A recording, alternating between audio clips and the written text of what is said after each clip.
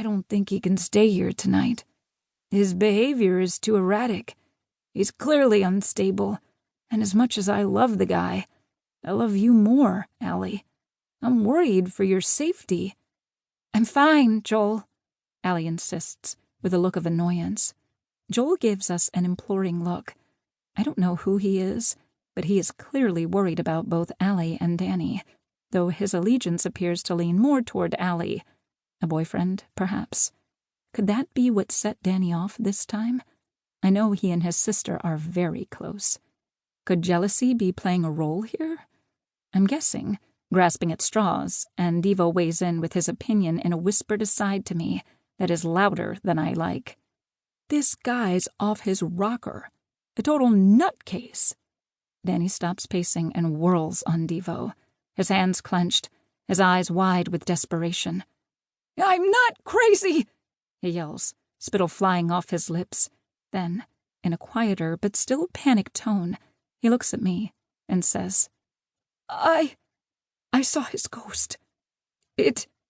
He squeezes his eyes closed, and his face contorts into a grimace, as if he's trying to crush the memory into oblivion. "It came out of the tree," he blurts out in a panicked tone, half sobbing. "Right out of the trunk." He slaps his free hand on his forehead several times and stands there, taking huge gulping breaths. His eyes widen. "I saw him get killed and didn't do anything. Now he's haunting me." Danny suffers from schizophrenia, so bizarre claims and actions aren't too far outside his wheelhouse when things flare up.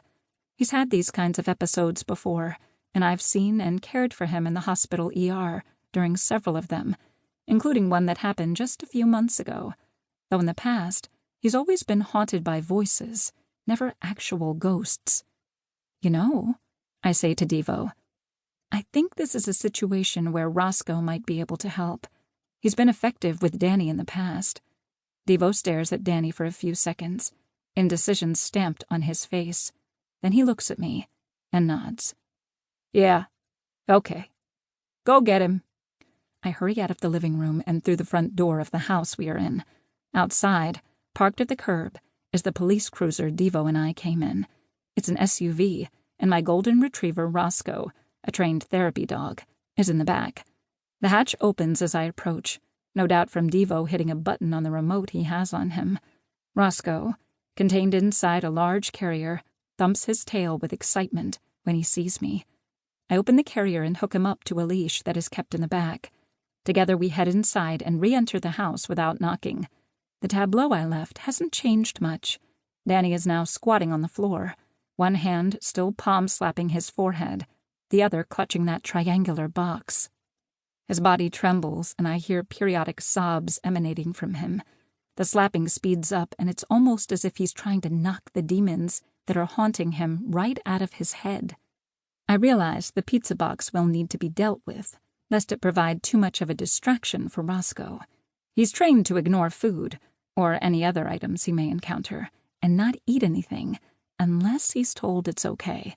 An important bit of training for a hospital-visiting therapy dog who may come across food or pills in the course of his visits. But that smell is bound to be a distractor if he's too close to it. When I reach Devo, I tell Roscoe to sit and stay, and he does both. Then I walk up to Danny, take the box from his hand.